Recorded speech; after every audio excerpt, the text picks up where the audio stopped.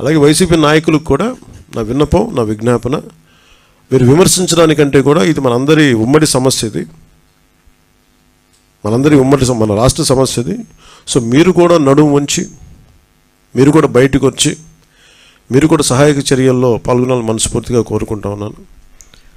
అలాగే గత 2-3 రోజులు నేను కనిపించట్లేదు అది ఇది అని మాట్లాడుతాను. ఒకటి చెప్తాను, ఇప్పుడు నేను వస్తే నాకు ఇబ్బంది ఏంటంటే ఈ సహాయక చర్యల్లో ఇబ్బంది పడిపోద్ది. ఒకసారి అందరిని మీద పడటం, దానివల్ల అధికార యంత్రాంగానికి కూడా ఒత్తిడి అవుద్ది. దానివల్ల నన్ను వాళ్ళు చెప్పడం వల్ల రాలేకపోయాను. అది నిన్న మీకు క్లియర్ కట్గా తెలియజేశాను. ఇంకా దీన్ని విమర్శించాలని ఎవరన్నా వైసీపీ నాయకులు అనుకుంటే భవిష్యత్తులో ఎప్పుడైనా సరే మీరు నాతో పాటు రావచ్చు, ఎక్కడికైనా సరే నాతో పాటు నా కాన్వాయ్లో తీసుకెళ్తాను మిమ్మల్ని, నాతో పాటు నడవండి. ఎలా ఉంటుందో మీకు అర్థం చేసుకున్నప్పుడు అప్పుడు మీరే సలహా ఇస్తారు. అందుకని దయచేసి దీన్ని ఒకసారి మీ దృష్టికి తీసుకొస్తాను. కానీ విమర్శించే వైసీపీ నాయకత్వానికి ఎవరికైనా సరే రాష్ట్ర ప్రభుత్వం చేస్తున్న ఈ చర్యల మీద ఎవరన్నా విమర్శించదలుచుకుంటే వాళ్ళందరికీ కూడా ఫస్ట్ మీరు సహాయం చేసి మాట్లాడండి. మీరు సహాయం చేసి మీరు బయటికి వచ్చి మీరు మాట్లాడి ఇళ్లలో కూర్చొని కాన్ఫరెన్స్లు పెడితే సరిపోదు. మీరు లోపలికి వచ్చి దిగండి మనస్ఫూర్తిగా. అలాంటి పరిస్థితులు అంటే మేము కూడా మాతో కలిసి తీసుకెళ్తాం.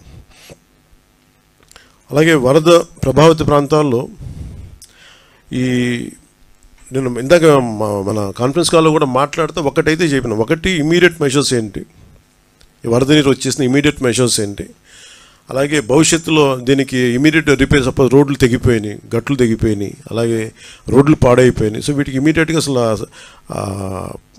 జనాలకి రాకపోకలకు ఇబ్బంది కలుగుతూ ఉంటే ముందు వాటికి ఇమీడియట్ రిపేర్ చేయించడం ఒకటి.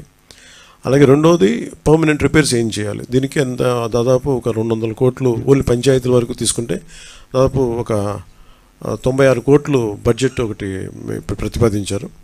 దాన్ని ముందుకు తీసుకెళ్తా ఉన్నాం. Join us at Sun and embark on a journey of service, innovation and excellence in the hospitality industry. Let us help you turn your dreams into reality. Sun International, Hyderabad, Visakhapatnam.